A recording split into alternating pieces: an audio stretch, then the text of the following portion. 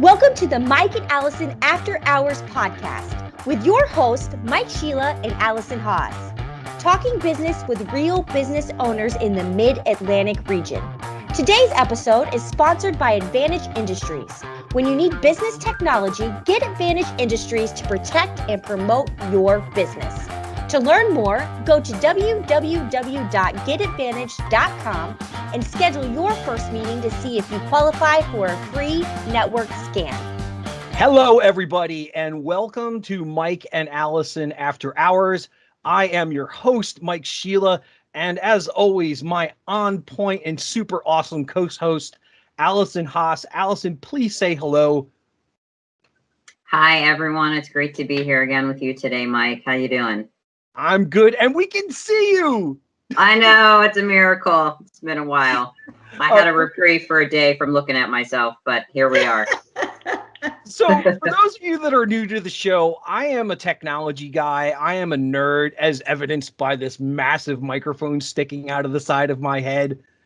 I love playing with technology. I love the internet, and I love IP packets, and I love all this nerdy stuff.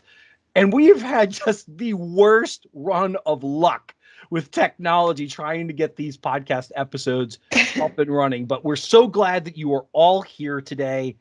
And this episode is special.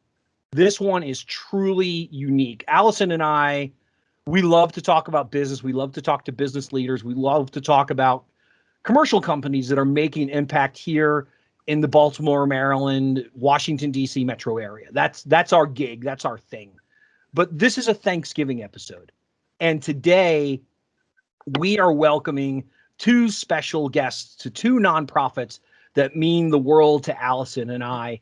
And we wanted to showcase all the incredible things that they are doing in the community to help our world.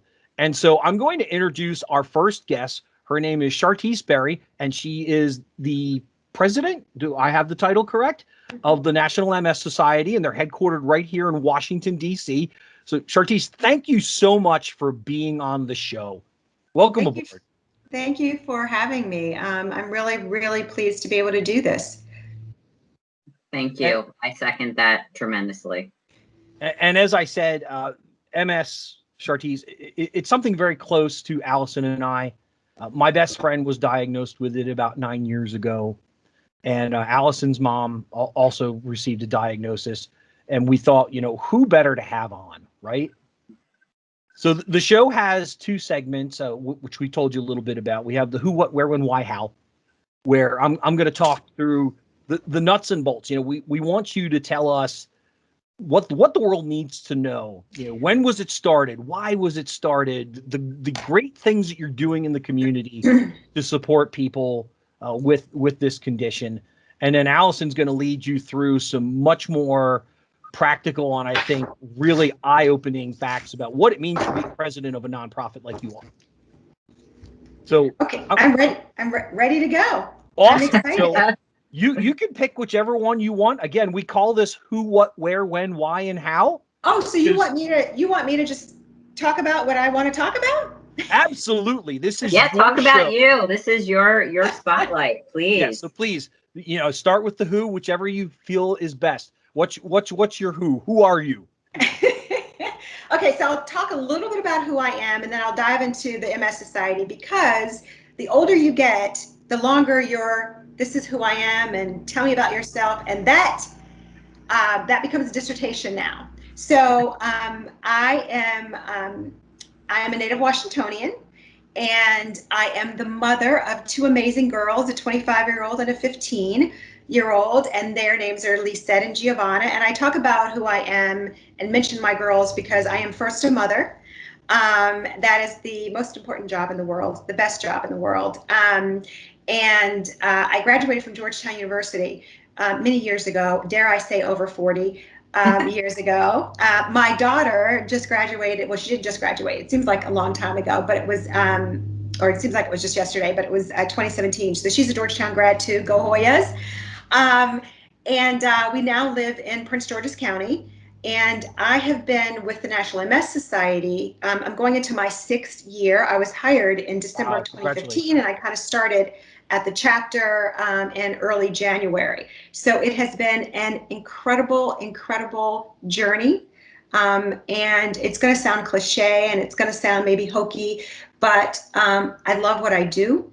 I am so grateful and blessed to be in the role that I have.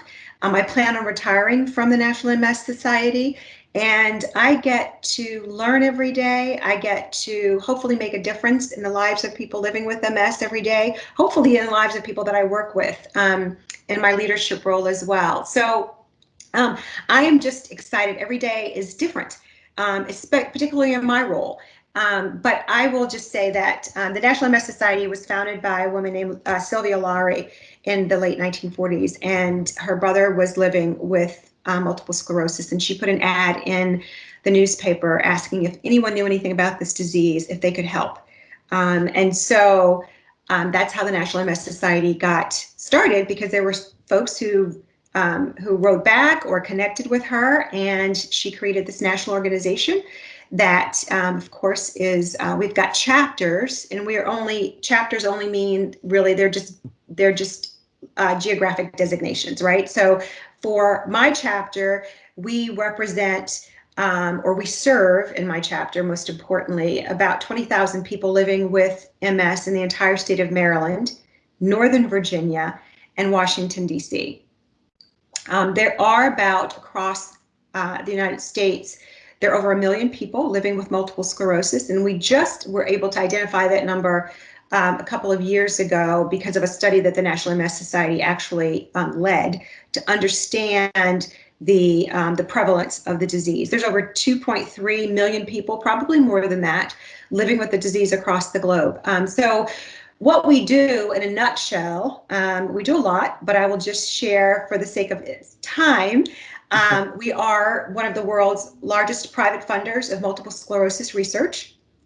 We also offer programs and services for people living with MS to help them move through their journey, from the diagnosis on through their journey, and that takes on a lot of different iterations in terms of what we do and how we do that, but connecting people with the resources and the information that they need to move forward in many areas of their life is a real big part of what we do. And then I would say the third part of what we do is advocacy. We have a very robust advocacy initiative, or the work that we do in that area is very robust. The advocacy office is, as you could imagine, located right here in the lobbying capital of the world. And we have across the country, we have people who do the work on the state levels across the country with staff, as well as volunteers that we call district activist leaders, government relations advisory committees, in each of the locations across the state. So the nation is covered with people who are doing that work and advocating in the halls of their Congress and that kind of thing. And then, of course, we have federal lobbying that we do on behalf of people living with MS to make sure that they have what they need, that they can live their lives safely and independently. So that's kind of it in a nutshell in terms of who we are. And it kind of doesn't do it justice when I kind of break it down that way, but just to give you kind of the buckets of work that we're involved in. I'm just really proud of what we do at the National MS Society. As you know, with COVID, we've been able to continue the impact that we need to make in the lives of people living with MS, but we have to now do it a little differently with a contracted staff. Unfortunately, we have undergone what so many organizations and people have undergone, which is, we've been challenged financially because people that support us, because we are a volunteer-driven organization, people are suffering and they're dealing with this pandemic. And have people lost their jobs. They have seen certainly difficult financial and economic crises because of the pandemic. I don't need to tell you all that. We're not going to talk about COVID too much, but I will say that because of the people that support us not being able to support us in the same way, we've taken a big hit financially, but we've powered through because we are resilient. People living with MS are resilient, and we learn from them. Each and every day, we get to witness their journeys and how courageous and heroic they are, and we have to step up for them and because of them.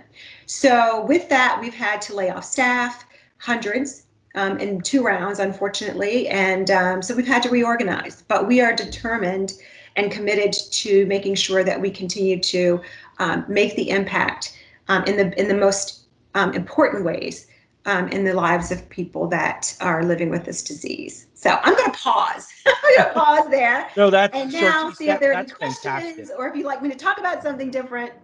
No, that's absolutely fantastic. And you touched on a few critical things that I don't know that people that aren't directly involved with a nonprofit probably don't understand those things. Mm-hmm. And on the one hand, a nonprofit really does run like a business. Mm-hmm. But there's a unique quality to the nonprofit world. And you touched on them. There's advocacy is you're this audience, either they don't have a voice, or they don't have a strong voice, or they don't know how to articulate their voice. And you serve as that voice, not just from a legal standpoint, but from a commercial standpoint, from and the true meaning of advocacy is to be out there and let the world know. We all have someone in our lives that has been impacted by a disease. Mm-hmm. And what ends up happening is we tend to learn a lot about that disease. And we don't realize that there are a lot of similarities in other conditions. So much of what you have just described, I've seen in multiple nonprofits. And this COVID pandemic really has impacted so many nonprofits' ability to do what they do. It's had a terrible cascading effect. And so with that, I am guessing that your organization has some signature events that you do throughout the year. And the nice thing about this podcast is, yes, we're putting it out as Thanksgiving themed, but people can listen to this anytime. So if you have 2 or 3 signature events that you do each year, tell us a little bit about them, how they've come about and how much you enjoy doing them. Because I know that's really the fun part of the job. Yeah, no, it is. It's the fun part of the job. It's some of the ways, the events, or some of the ways that we raise money, in addition to individual giving, where donors write us checks, foundation giving, that kind of thing. And then, of course, we get, we have planned gifts and bequests and things like that. But the events are part of the fun piece, right? So across the country, we have bike and mess events that are 1 or 2 day rides where people can ride 30 miles, 60 miles, or 100 miles each day. And in our market, we have the Chesapeake Challenge that is out of Talbot County, the Talbot County Community Center. It's in Easton, Maryland. It's a 2 day ride that takes place in June. Of course, it had to be virtual this year, of course. And then we have walks across the country. Over 300 walks across the country. In our market, we have 17. We have walks in Maryland, we have a walk in DC, and then we have 3 walks in Northern Virginia. So, and that is where the community comes together and they do like a 3-mile walk. Of course, there's a 1-mile route. And, of course, we have constituents who are using their rollators or their wheelchairs, and anyone who's able-bodied, they can walk. And we've got dogs and that kind of thing. So those events are so fun. They're free. Anyone can show up. We do encourage people to raise money for the events, of course, because it's a fundraising event. We're a nonprofit. And then we have, in our market, we have an ambassadors ball where we host the embassies across the globe, if you will, that, they're represented. We host the ambassadors. It takes place in the fall. It also had to be virtual this year. But it is a long-standing event. We celebrated our 42nd Ambassadors Ball this year, and the embassies donate cultural gifts and dinners and wine and things that are specific to their culture. And it's been a long-standing event here in the DC area. It used to be a White House event before the National MS Society took it over 42 years ago, because it was an event where the ambassadors or the diplomatic corps was invited back, were welcomed back into DC for the fall, and it was the kickoff of the fall social season. So we took over that event 42 years ago. We have congressional co-chairs representing both sides of the aisle, spouses of congressional representatives, if you will. Typically, representatives that are part of the MS caucus on the Hill, and they are part of the event. We have a lot of lobbyists who are, attend the event, corporate sponsors. It is a lovely event. Last 2 years, we had it at the Anthem on the waterfront. And so that is just a fun, black tie gala that we have every year. We raise over $500,000 for our ball. And then in the spring, we have in May of every year, and this year it was virtually, as you can imagine, we call it the On the Move Luncheon.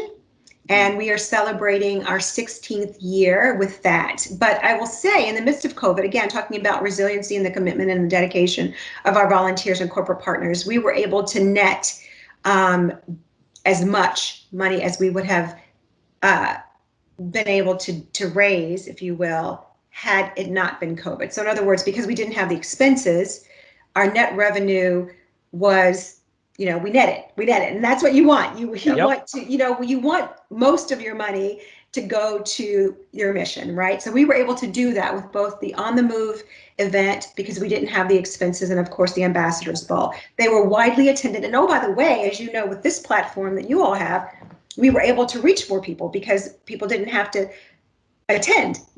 So didn't have to drive. People showed up. And they showed up. They were an hour long. They were powerful, inspiring events, and mission centric, of course.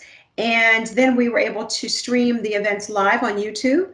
And so we had more people watch and learn about what we do than we would have been able to really do had we had the in-person event. So that's what we do in the nation's capital and in Maryland and Northern Virginia in terms of events. And I will also say real quickly, we have what we call do-it-yourself events. So there are amazing people out there who do their own events, the golf events, and they raise money for us, wine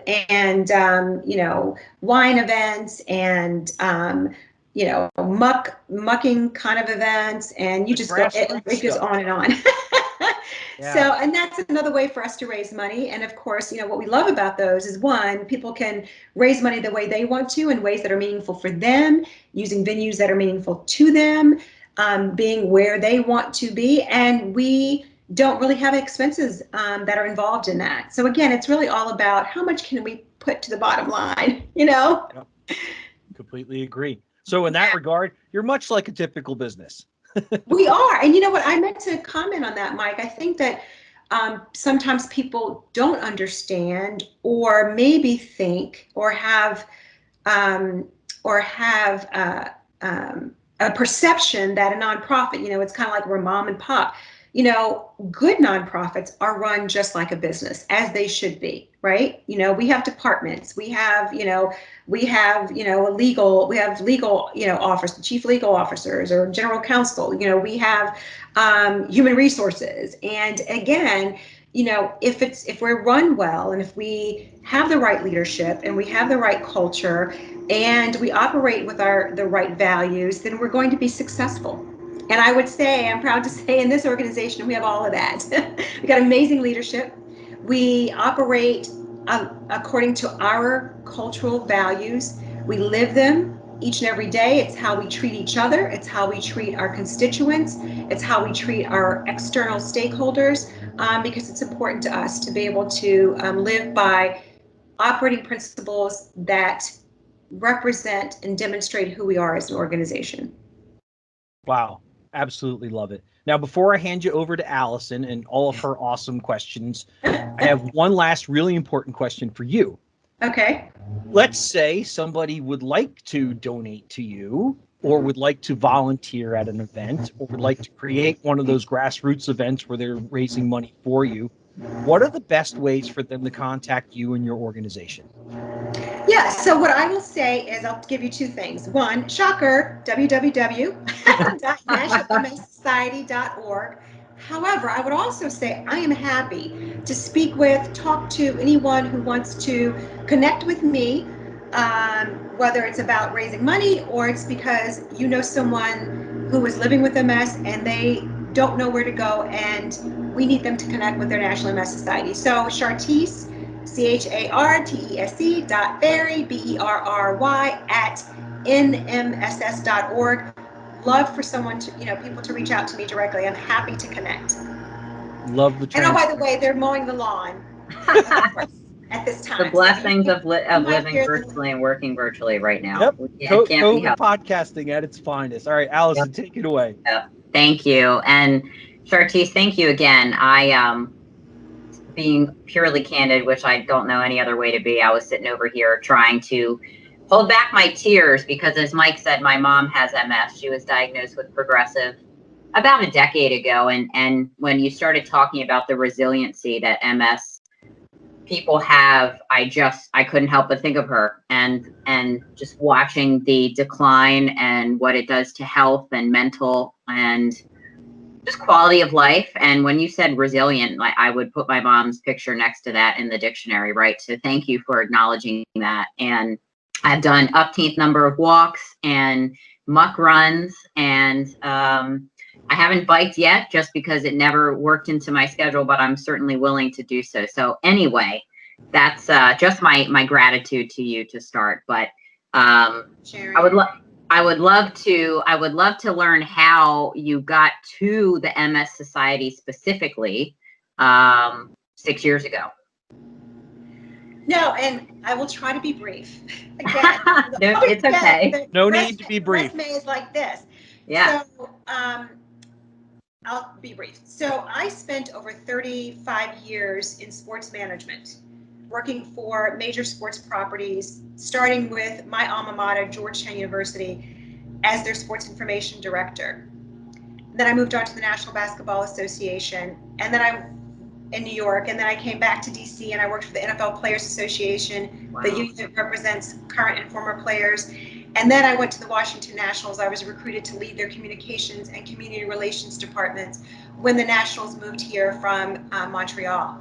So with that, that's what I did for most of my career. However, in 1999, I was diagnosed while I was with the NFL Players Association with stage 4 non-Hodgkin's lymphoma.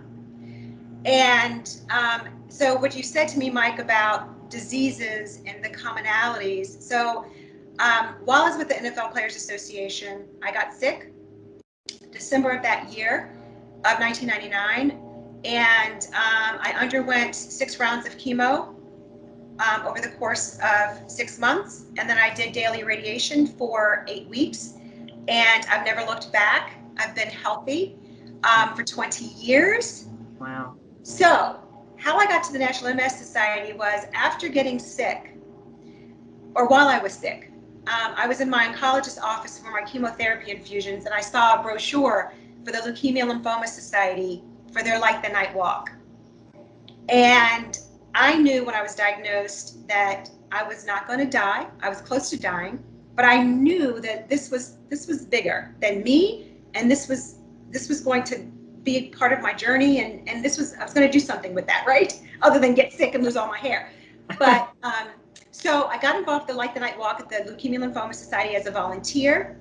I walked the following year, that October. I raised the most money in DC. And so when you raise a lot of money as a volunteer, they keep reeling you in and reeling you in. So they reeled me in to chair the Light the Night Walk the next year for the DC Walk, which is their largest walk in this area, and probably one of the largest in the country still to this day. I chaired the event for 2 years, and then I went on to get on the board. And so I served as a volunteer in a leadership role for over 9 years. Then the Leukemia Lymphoma Society, this chapter created a role for me to lead national corporate partnerships. So I left the Washington Nationals because fast forward, I'd with NFLPA, and so I worked and raised money throughout my career until they then offered me a job to do, this work full time. And so I managed national corporate partnerships for the Leukemia Lymphoma Society for 3 years, and then the National MS Society came and knocked on my door and afforded me the opportunity to have what I considered at that time my dream job, which was to lead an organization that was helping people living with chronic or life-threatening illnesses. So it was different disease, of course, but it was an organization that was proven, national in scope, people living with a debilitating disease, where I could understand it, I could get it, and this is what I wanted to do, full time, and I wanted to do in a leadership role, and that's why I feel so blessed, so. You're touching my heart and inspiring me for sure. I think, you said something, it's going to be a part of your journey, right? When we're in it, whatever it is, we don't know what that experience is going to do for us. Yeah. And I know for me, eventually it's going to benefit others if I allow that. So what a cool story. I'm so glad you didn't shorten that for us. That would have been, but what a bummer. Yeah, we wouldn't have gotten it. So what attributes do you think make a great leader? Wow. I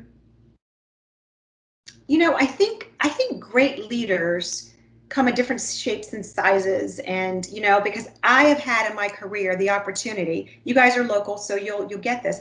I've had the opportunity to work from some of the smartest people to the most somewhat intimidating, right, successful people in the country, including John Thompson, rest in peace. Yeah. David Stern, the former commissioner of the NBA, may he rest in peace. Stan Kasten, who was the president of the Washington Nationals and now an owner of the LA Dodgers. So I've worked for some amazing people. Gene Upshaw, may he rest in peace, the former executive director of the NFL Players Association. So and all of these people are different. Mm-hmm. But I will say that they're all smart. I will say that they surround themselves, and when I say they, I'm answering your question in that regard. They're passionate about what they do. They continue to learn and hone their knowledge of their industry and the landscape. They surround themselves with smart people and people who don't necessarily, who know a lot more about the big picture than maybe they do, and so I'll continue that with, I think that as a leader, oftentimes you're looking at you should be looking at things, or you are looking at things from a 30,000 foot level, right? And having this 365 degree view of the organization and its operations and its mission. However, the people that have this, the blinders on, if you will, those are the people that are doing the things that, managing all the different functions as they should. And so I need to let them go do that. I figured they are the experts. My walk director, my bike director, my ambassador's law manager, she's good at what she does because we hire the right people. And I let her do what she does. But I also know that a great leader is someone who inspires people, who motivates people, who pushes people to want to be better and to do better. And I feel like that, I don't consider myself a great leader. I feel like I'm an authentic leader because I'm just me. I'm humble. I call out what I don't know. I don't pretend to know everything. When I make a mistake, when I need help, I tell my team that. And I kind of feel like, I'm in a leadership role for many reasons. I've worked my way up to get here, bumps, bruises, everything, right? However, my team, they're right here with me. We're here, we're pulling each other up and we're leaning on each other, and where I'm strong, they might be weak. Where they're weak, I'm hoping that I'm strong. But, it's a big hat to wear, right? I think especially during this pandemic, I'm going through whatever I'm going through, dealing with this pandemic and racial unrest and social injustices that we're all experiencing. But I have to kind of pick myself up and make sure that my team's okay. And that's not easy to do, but it's a responsibility. Because I'm going to tell you, sometimes I don't want to call a meeting and say, how are you guys doing? Because I'm not doing so well. But you know what? I just had a monthly meeting, and it was the first time during the midst of all this that I actually said, I want to see how you guys are doing, but I also want to tell you and say out loud that I'm struggling. I'm not doing so well. Yeah. And so I think that's okay. So I hope I answered that question. That's the bingo moment for our audience right there. Absolutely. Yeah. No, I think that showing your humanness and being vulnerable, especially as a leader, keeps you on the ground with your teammates, and then it makes them want to work harder for you, right? At least that's my experience. Like when my leadership submits that they are still a human just like me, empowers me to shoulder with them and continue to prosper and prevail, and then not hide and isolate and let this world get the best of us, right? I mean, we're all in it together, and I think that's just what a beautiful answer, and I so appreciate that. And you reminded me too of never being the best in the room, right? It feels good, right, when you're the best or the smartest. Your ego loves that, but I think from a personal development perspective and in moving forward and having people come with you, that's just never a great play, right? So would you say right now, and you've given us so much here, is what you would consider your hardest moment or moments, right? At least from a business perspective, what we've been encountering this year? Yeah, absolutely. I think this is the hardest thing that I've had to deal with. And, quite frankly, I don't know if, the 40-year-old me or the 45-year-old me or the 50-year-old me would have been able, and I'm not saying that I'm navigating this brilliantly, but I just think that I don't know if I would have been able to navigate this the way I'm able to navigate this at a different time. But this is the hardest. I've had to deal with a lot of things. I've seen a lot of things in sports and with professional athletes in sports and things that we had to deal with, and I led crisis communications teams, so I've seen a lot. But this is so real and magnanimous and touching everyone, this pandemic, and it's impacting the organization that I love and the people that I care about that are living with MS, because I feel as though we now have to pick and choose how we serve those people, in order to make sure that we continue to help them. And it's difficult. You know what I mean? It's difficult. There's always limited resources. Sure. But to have to make decisions around, not having as many research projects or not having the same amount of staff to be able to manage programs that are important for people living with MS the same way, it's heartbreaking. It is. And so I know it's all up in the air right now because things keep changing and there's no end in sight, really, right? So as a business leader, what are the plans moving forward? Do you have contingency plans, and what does that look like? Yeah, so we began our contingency planning right out the gate, in April. We had a contingency budget. We had, we had a COVID-19 relief fund that we established, which was really, really just, we called it a fund, but it was really, we just need to raise as much money as possible. Yeah. But we started again thinking about reorging. We started about what the research portfolios would look like. And so that has all been, and we're still in that contingency part, right? We were facing a $60 million deficit for an organization that was going to raise almost we were slated to raise $200 million. We were facing a $60 million deficit. We had to call it out. We had to say this was what we're looking at. I will say, and I'm happy to share, that we did not face a $60 million deficit. We ended up kind of eating off of that, or not eating off of that, but what's the right word? We got down to around $40 million, but going into FY21, we are going in with a deficit. We know that. We have good reserves. We have invested very, very well. We have an amazing investment committee, an amazing national budget development advisory committee that advises our president and CEO.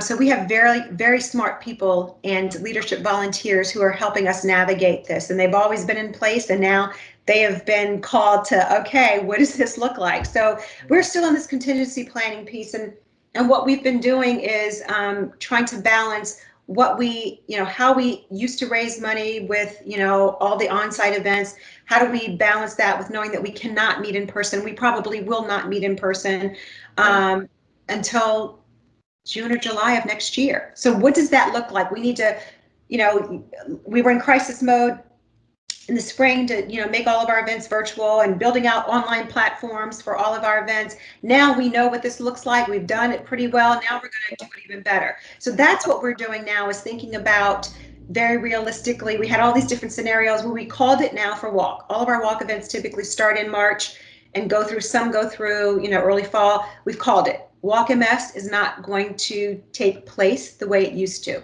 It's going to be walk your way. And so we're building that out. What does that look like? So we're doing it, we're doing it. So yeah, that's where we are now as far as our fundraising mechanisms. As far as individual giving, we are being bold. We always have been bold. We're asking our donors who have the capacity to give in a big way. We're asking for transformational gifts because this is the only way we're going to be able to exist and survive. Yeah. So. Yeah, thank you. And I really don't want to stop talking to you, but I know we have a clock. So I want to segue back to, what would you say to your 40-year-old self, 45, if you had some of the wisdom that you clearly have today? What would you say to that person? God, in what realm? And as far as work, as far as leadership, as far as however you want to answer that. I'll let you take that in as at your preference. Yeah, no, I appreciate that. I would say, I probably would say I have been so blessed to have been cherry picked in terms of my career. I know that. I've never really looked for a job. I've been recruited, and that is rare. I know. It's just, I've been blessed in that regard. I've also had great people around me who recognized an opportunity that I might be good for, and shared with the hiring folks that, I've got this person. But I would say, I don't think I've been very strategic in my career. Everything has just happened. I mean, I just happened to get cancer, and I just happened to realize that I want to do something when I'm out of the woods. And that's how I fell into the nonprofit world. So I would just say, one, think about being more strategic, but sometimes for me, I can't say that I did that, but maybe I would have done that. I don't know if it would have changed the course for me, but I would also say is stay in your lane, be authentic and know what you're good at. And I'll give you an example really quickly. So I've been in communications for most of my career with, in all of my career in sports. I did not please don't be offended, but I didn't really like dealing with the media on in every, I loved talking, as you can tell. Hey, Alison, we're talking to you now. I love being a spokesperson, but I didn't like, for example, pitching stories. I didn't like pitching stories. I didn't mind responding to queries. I didn't mind being the spokesperson for the organization. I like that. Of course, I love people. I love talking about what we do. But I kind of kept, so I knew that I wasn't good at that. I was not good at pitching stories. And I recognized that. And so when I look at now where I am and being able to talk, share my passion, this is my lane, this is my lane. So I think if you can really start thinking about not what you think you should be doing. I tell my kids this, not what people tell you should be doing. You know who you are. Be authentic. Be true to yourself. Know your lane. Some things we're good at, some things we're not good at. And I would say if you stay in your lane and you're good at what you do, you're going to be successful at it. That sounds so cliche, but it's true. It is true. I think that's beautiful. That story is, I wish that I had found this role maybe sooner. I've had an amazing career. I've had so much fun, right? But I don't think I was I don't think I was the best PR person. I don't. I look at people who I know who are good PR people and media relations people. I wasn't that. Well, you were good enough for what you needed to be at the time, right? And so it landed you here, and you were primed and ready. And for me, I know I'm not ready for whatever's coming before it comes. So, wow, I love what you just said. Well, good. Thankfully, it's recorded. Yeah, it's true though.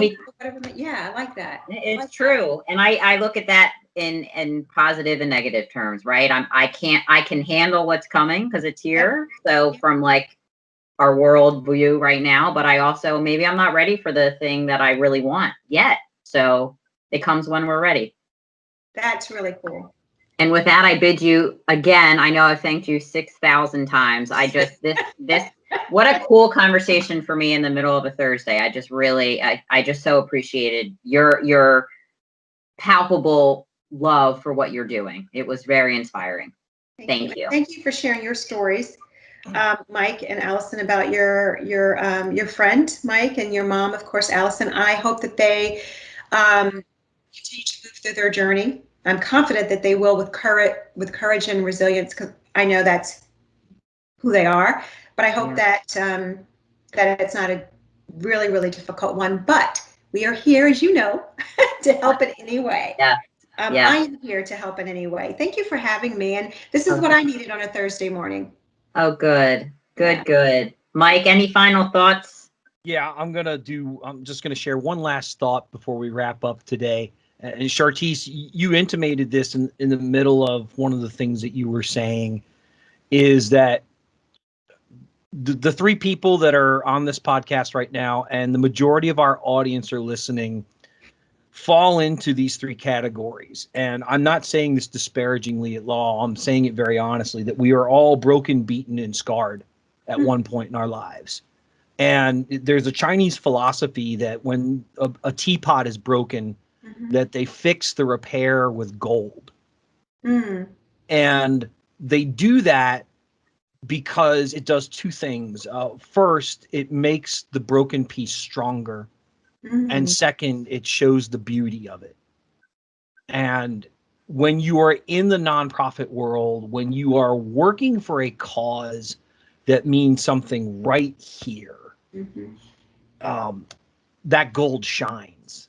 I know that's why I got involved with the things that I do, because I wanted to feel like I was making a difference. Because when you are dealing with a health issue, you can feel so helpless. You can feel so alone.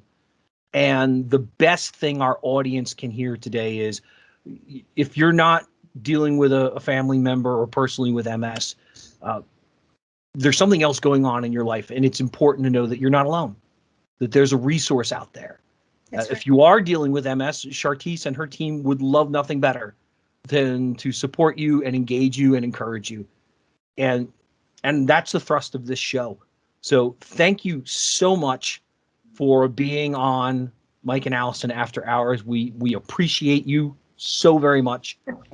And we're going to have our next guest, Rebecca Renzi from Pathfinders for Autism, on in just a moment. So hang on with us, folks.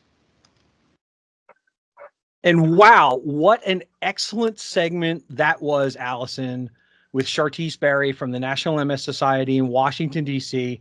I know you were moved to tears. I was a little.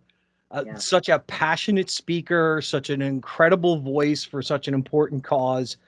And in the spirit of Thanksgiving, we are welcoming in another voice and another great cause, something very deeply personal to me. As I mentioned earlier in the show today, I have a 15-year-old son with autism, and he was diagnosed autistic just before his third birthday.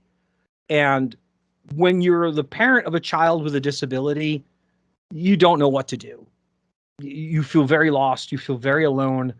And I felt very powerless. And I wanted to do something. So I decided to raise some money. And everybody's like, hey, that's great, Mike. Who are you giving the money to? I'm like, I have no idea. So I did a little research, and I found Pathfinders for Autism. They are a Maryland-based nonprofit in Hunt Valley, Maryland, and celebrating 20 years of serving the Maryland community. And Rebecca's going to talk a little bit about that. But Rebecca Rienzi and I have known each other now almost 10 years. She was the first person I engaged when I started the fundraiser. And then I became a volunteer. And then they asked me to join the board. So Rebecca and I talk all the time. So for formality's sake, Rebecca Rienzi, Executive Director of Pathfinders for Autism for Maryland, welcome to the show. Well, thanks so much. Yeah, we are so excited to have you here today. And as I was telling you right before we brought you on live, Allison's going to take you through a section called Who, What, Where, When, Why, How, which lets you lay down the nuts and bolts of the organization. And then in the second half, I'm going to go through a little more detail because I have some familiarity, I can ask some more pointed questions, but we're going to talk about what it's like being a leader in a nonprofit organization, what it's been like for you, because you've had a great run there. You've been there over a decade now, and there have been highs, there have been lows, and there's been everything in between. And we want you to tell your story as well as the PFA story. For those of you that are watching, you'll notice that Alison and I are both wearing clothes that are different. No, we didn't change in between shoots. True to form, we had more technical issues, so we had to record Rebecca's segment on a different day. But we wanted to keep the two interviews together because this is about Thanksgiving. This is about giving back to the community and showcasing two awesome organizations. So with that, Alison, take it away. Great introduction. Welcome, Rebecca. We are thankful, in keeping with the theme here, that you could join us today. And thank you for your flexibility and patience. I am inside, but I have a scarf on and a blanket wrapped around me, so you wouldn't know that I'm inside because I'm always freezing. But other than that, as Mike said, I'm going to walk you through, who you are, what you do, what's your cause, why you do it, how you do it, where, when. So starting with who, besides our intro here that Mike gave already, what do you want the audience to know about you and who you are? Me personally? Sure. Well, obviously I'm the executive director of Pathfinders for Autism. I spent my entire professional career in the nonprofit sector, so it's always been a part of who I am to give back. My educational background was actually in the sciences, so I started off working in the environmental field, migrated over into some social justice issues, particularly around environmental justice issues.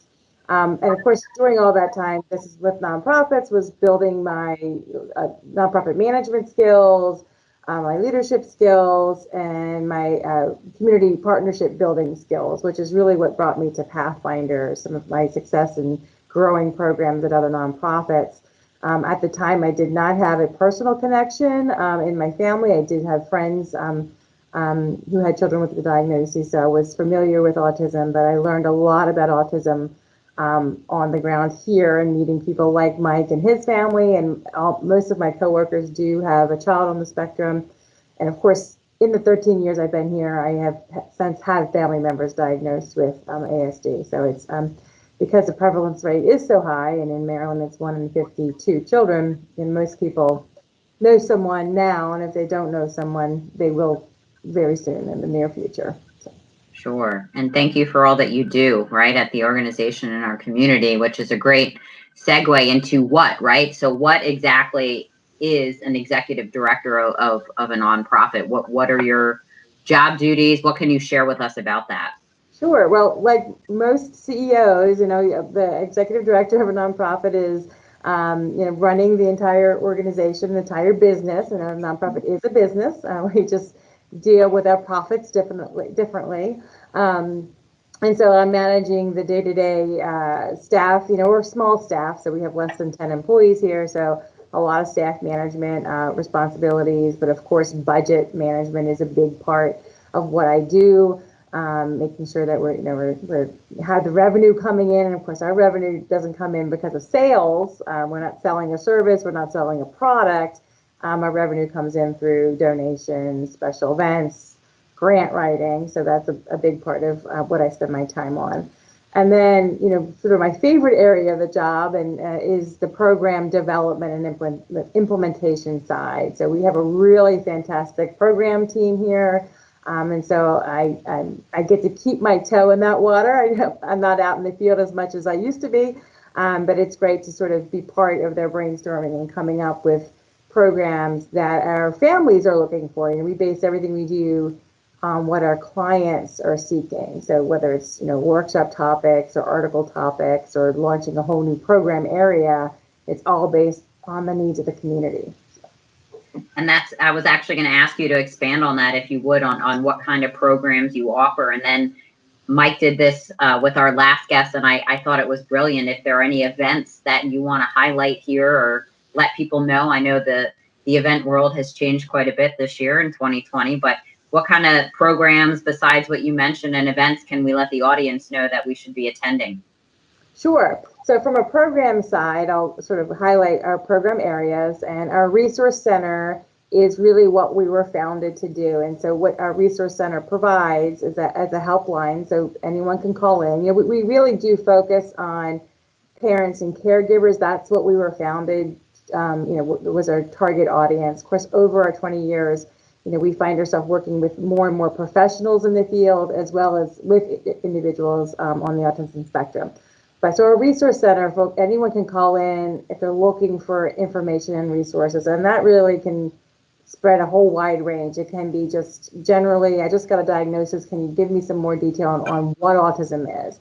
Or I need a physical therapist in my community who in this area is familiar with working with people with autism. Or I need somewhere to take my child to get a haircut, who will be understanding and work with me when my child sits still so well. So those are types of providers, professional, medical, educational, and everyday services that people need will help connect in their community. Our resource center lives online as well. It's very robust. There's tons of articles. There's checklists to help people navigate the lifespan. But the best part really is if you call in, you're getting a live person. That person is a parent who has been in your shoes. They understand what it's like to get the diagnosis. They understand the various challenges you might face across the lifespan. And they understand that autism is a spectrum, so that not every individual with autism experiences it differently. So, we have a lot of people that call in and their child may be an adult that still needs a lot of supports, and we can help them with that. Or they might be a 3-year-old that's really looking for very different services, obviously. So that's our resource center in a nutshell. We have a training program, and that really there's 2 areas for our training. One is where we bring in professionals to train parents and caregivers on all kinds of areas. So they could come in and do workshops on legal issues, financial issues, behavior management, any educational issues around things like the IEP, the individual education plan that a person might have.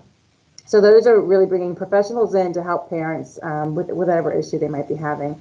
And then we have, excuse me, sorry, we have. Let's say, is it my turn to cough now? Sorry about that. I did it first, and then Rebecca. So yes, Mike, it's your turn. That's why I keep like 6 bottles during these shows, because I never know when I'm going to get that tickle. Sorry about that. So our training program, again, I mentioned, is working with professionals in those areas, but we also have a training team on our staff that goes out and trains people about, a basic what is autism, or Autism 101. And our primary audiences for that are first responders. So we work a lot with police, fire, and EMS.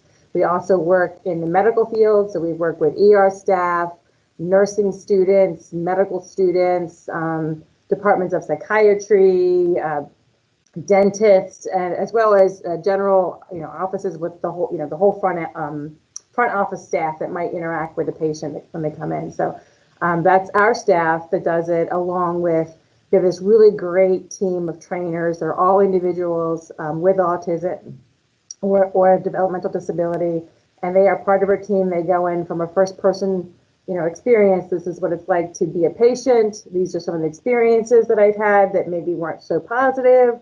Here are some experiences I had that did work well, and here are some suggestions and tips that could help a law enforcement officer, a ER physician, and also teachers. We do a lot with the school system. So, and that's a big part of what we do. So those are the 2 buckets of training.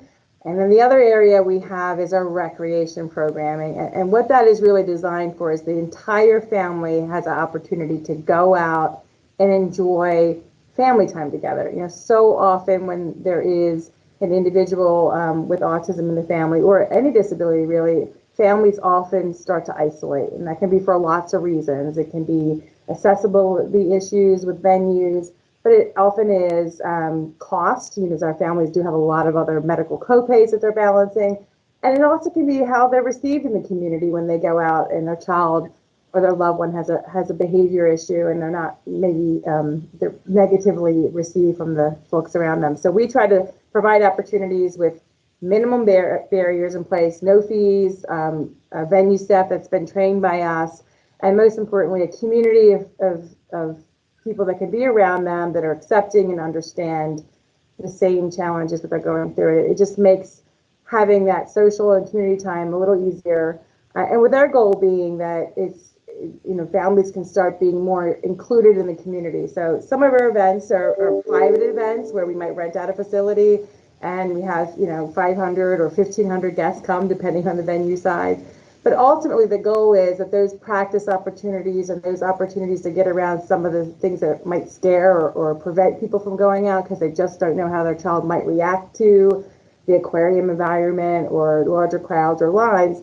It gives a trial run, and we've had so many families, which is so fantastic, say, oh, I came to your event here or there, and now I have a membership at the Science Center because now my family knows that my child loves it, and we didn't have to go and spend $140 to get in to find out 5 minutes later that they don't love it and can't tolerate it, and had a really safe first experience for us in order to then feel more comfortable stepping out of that limitations that sometimes families feel. Yeah. So that's the three big core areas of what we do program wise. And I know that was a 2-part question, but now I can't remember what part 2 was. No, that's okay. That's okay. Because I wanted to burst in. My boyfriend is a dentist and he owns a practice, and they actually see children and adults with disabilities and special needs. And so when you said, dentists and connecting the community with providers, I think what an invaluable resource that probably I'm sure a lot of people don't even know is available, right? So hopefully the audience is hearing that and taking notes and knows that if they don't have someone afflicted right next to them, but they can pass on the information that you provide that kind of service. It reminds me of employee assistance programs within organizations for that kind of thing. And it's a grossly underutilized tool, in my opinion. So what an invaluable resource. And it's interesting you brought that up because we have a lot of companies that have called us that are looking, their HR departments have those resources, but they need more information to help a particular employee. And so we've been able to help, bridge that service for them. So that's great. That's great.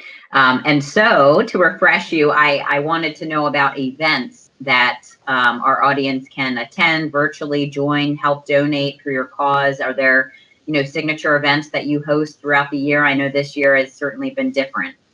Yeah, this year has been different, but we have been lucky that we have been able to host all 3 of our signature events. 2 of our signature events happen every year. That's a golf tournament, which typically is in the spring. We did actually host it this September. We were able to do that on a sort of a smaller scale with the socially distanced things in place, but luckily we had it. We also have a 5K run every year, which is a lot of fun. It happens at the Maryland Zoo. This year we did have it. It was a virtual run, so families ran in their community, but we did still have the opportunity for everyone to visit the zoo afterward as part of their race registration. So it was a bit different, but we were able to do it, and it did very well. Both events were successful and helped us to raise funds for our programs. The other event that we're having this year is our 20th Anniversary Gala. Now, of course, that was in November, and we envisioned that as a traditional gala with everybody dressed up at a ballroom at a hotel. Well, that has happened virtually as well. So, but this is going to air actually after it happens. We're gearing up for that event now, but it would actually still be able to watch it because it will be recorded. So your guests could watch it after the fact. But it's a really great opportunity. We've basically produced an entire television show. We have a great partner that we're working with, Media Star Promotions, that have and actually Mike is featured in this production. So it's going to be a really fun time. It's kind of like the Oscars meets old school telethon without the actual telethon part, with some really fun bloopers. And then we do have live hosts. So all of that will be recorded and people can see it after the fact as well. But these events, of course, will happen next year as well. We'll be doing our golf tournament in 2021, hopefully in May, and then Run Wild again in September of 21. So people can join us that way. And of course, there's still lots of opportunities to get involved from a fundraising side digitally, and that goes on year round. People host their own campaigns online through Facebook and some of the other fundraising tools that we have. And then just a quick note about the programs that I highlighted, everything that we were very community-based. We're always out in the community and bringing our programs across the state. And as every business had to back in March, we pivoted everything. And so it was extremely scary in March, of course, like how are we going to survive this? And as a director, how are we going to make funds? How are we going to meet our program out? How are we going to help our families? That's what we're here for. Yeah. But we really, our program team and the whole organization did a fantastic job of pivoting everything virtually. So we are still having virtual fun events online. They look different. They're trivia, the bingo, they're scavenger hunts, but we'll have movie nights. We have people joining us every other I love it. some kind of fun activity, all online. All of our trainings went virtual, so we're still delivering our trainings to police and fire and families on all those topics I talked about. And the resource center, of course, always lived online. So, we were still able to maintain and take calls and help families and get them the information they need. And of course, a lot of that information now was all focused around the lockdown and a lot of education related stuff. But so we were lucky. I feel like, as much as this has been a terrible situation for, our community and the entire state and really the whole world, the lessons that we learned as far as how to deliver programs, provide more accessibility to people that can't get to us, that'll carry on past when we're able to go back in the communities, we will, but we will also be keeping a virtual presence. And we are Maryland based, but we have people who've been joining us from the Caribbean, from Canada, from the UK. Oh, wow. So all of a sudden the geography just expanded. And so that's been really cool to have that component too. Yeah, I was wondering what your reach was. I know you're Baltimore based, but how you just answered that, right? Far reaching. So I want to hear more about that, but also, besides pivoting, which I think is a requirement, you just have to be flexible, right? You never know when something's going to happen. And unfortunately, a lot happened this year and is continuing to happen. But do you feel like your clients and the families that you're trying to help have been negatively impacted because you simply you don't have the same resources available? Or do you feel like you've been able to just pivot in stride and things have been okay? I think as far as our programs, we've really been able to pivot. I'm very proud of what we've been able to do. Our staff's incredible. They knew what this change in routine and the lockdown was going to do for families. And so it was number one, how do we keep helping our families? So I do feel like they're different, but I feel like we are, within about 3 weeks of all of this, we had everything back up and running, and we're doing what we always did. And our outreach numbers, this year, we just finished up our fiscal year, and looking at the numbers we served were higher than the year before. And I think part of that is to have people attend an event from all over the state. Typically we're working in this county, and so obviously people don't drive 4 hours to come to a workshop. Now they don't have to do that. So, right. So it did, bring down some barriers for folks, which is a good thing. So from our program side, we were able to do a lot. Of course, the financial implications were quite dire at first. It was definitely a scary time for any business. And losing all of our fundraising activities that were planned in the spring and having to completely rethink and relaunch everything in the span of weeks in order to make, cash flow. So that was definitely where my head was in the spring. But we've been successful at that as well. And I have to say that the business community and the donors have really been great. I mean, we really thought we were going to be looking at a major loss this year, especially early on, but foundations stepped up their giving, corporations kept giving. They knew that the nonprofits that they cared about needed their help more than ever. And if they could do it, they did it. And that's what we were experiencing and have been experiencing. So, we definitely still have a budget to make, and every dollar counts, but we've been blessed that our supporters recognized the need and kept on giving. So, and we have an incredible development staff as well, so that helps. Yeah, I love the silver linings, and I think that's so pivotal for all of us to remember right now, that we can't always see the forest through the trees, but it is no doubt there. So thank you for that. introduction, Rebecca. And I think this is a perfect transition back to Mike, who will take you through the rest of the show here. And I'm sure I'll have a thing or two to chime in and say, but Mike, I really want to know how many bingo nights you attended. So thanks, Allison. That was fantastic. And this segment, we're going to talk a little bit more about leadership. And I've been on the board now, I think 5 years with Pathfinders. And while it's fluctuated a little, we've always had a very large, very dedicated board, and from dynamic backgrounds. You know, we have leaders in media. You know, you mentioned Karen from Media Star. She's been nothing short of phenomenal. You know, we've got some star power with BJ Surhoff and Rob Long. You know, and we have this incredibly diverse board. And I say this all the time. I publish this on social media all the time. I'm going to say it again today. The only thing that I think is more awesome than the board is the staff. And I have a fantastic example of that. About 6 months ago, a friend of mine sends me an email and says, "Hey, Mike, my friend has an employee that is on the autism spectrum. They're having trouble communicating with him, and he didn't know where to turn. I thought I would ask you if you had some resources." And I said, absolutely, call Pathfinders, ask to speak to either Neil or Trish, because there are 2 leads when it comes to training. And sure enough, the guy called in, Neil answered the phone.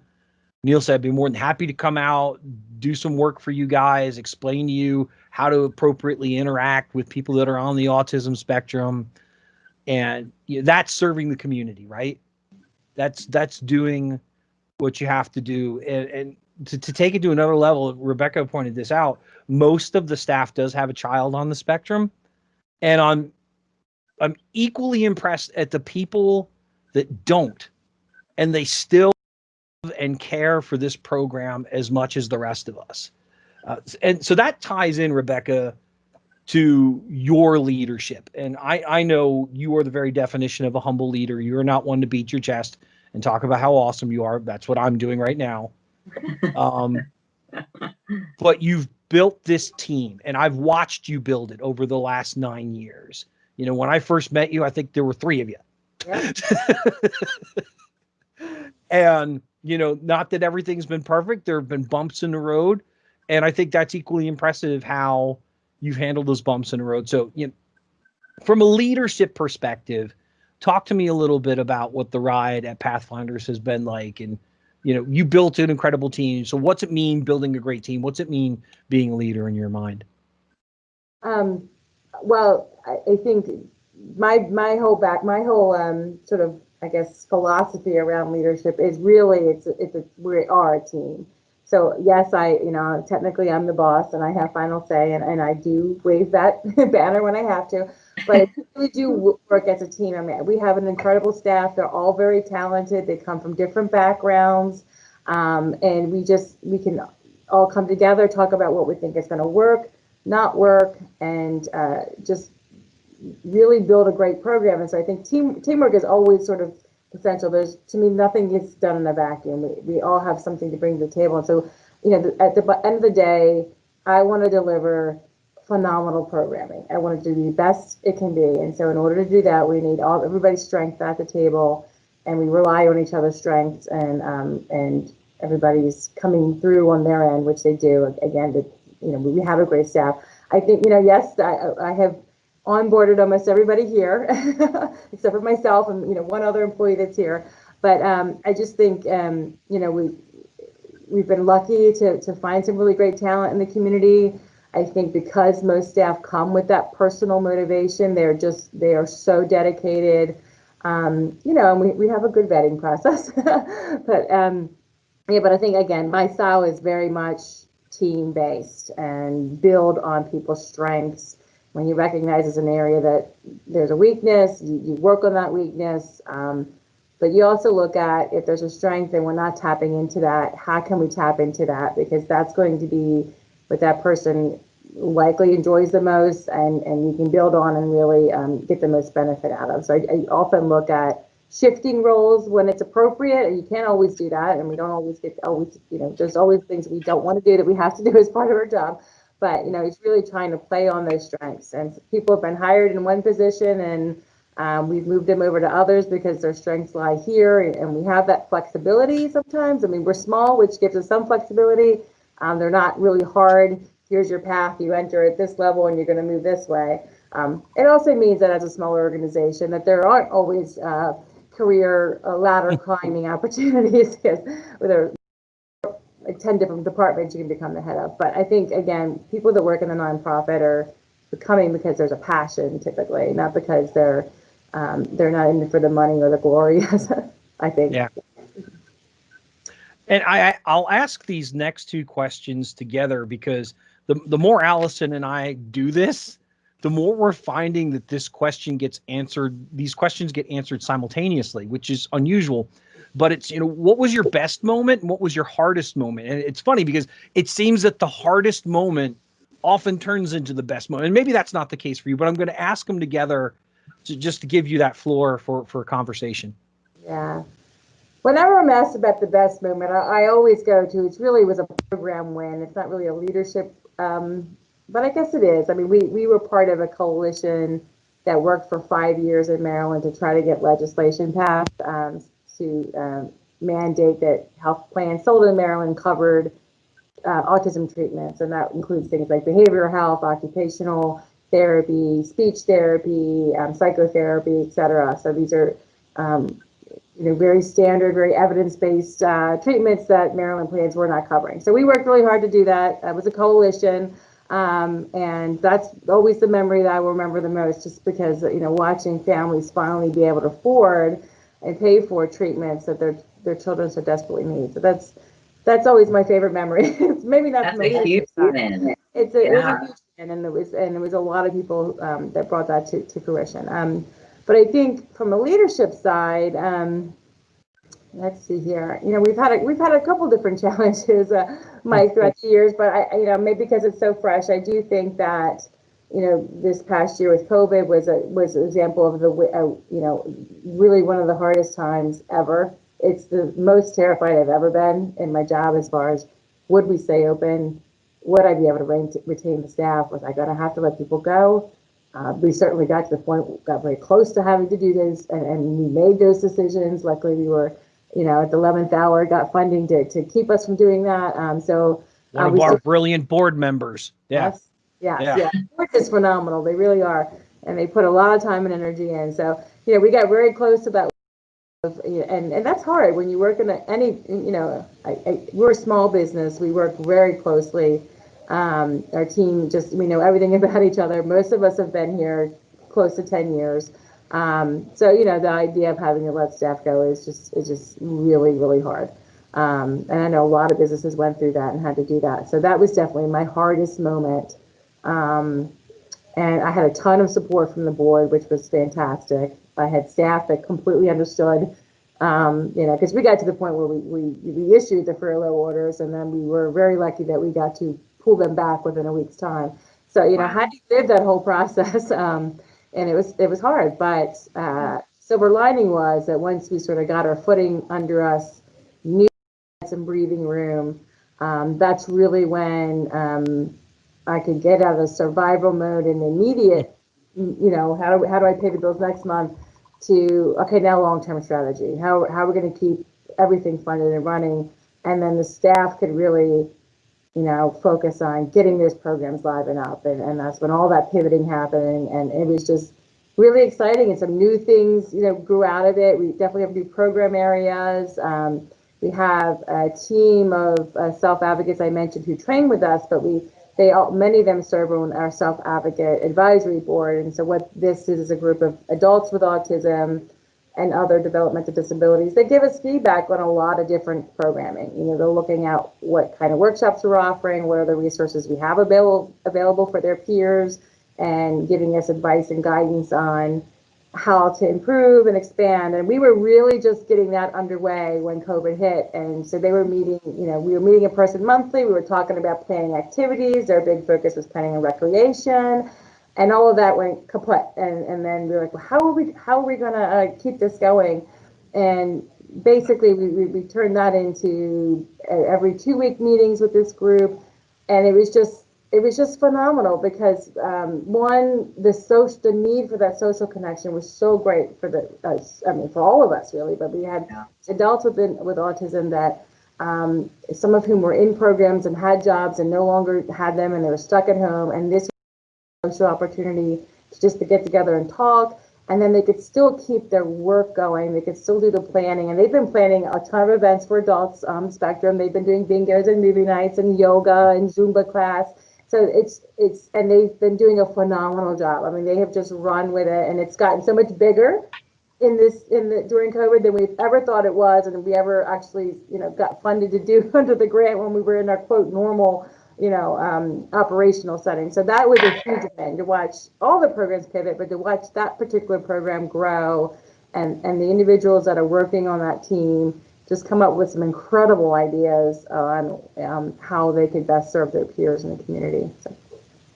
Yeah, Alison asked about bingo night earlier, and I remember the first scavenger hunt that we did.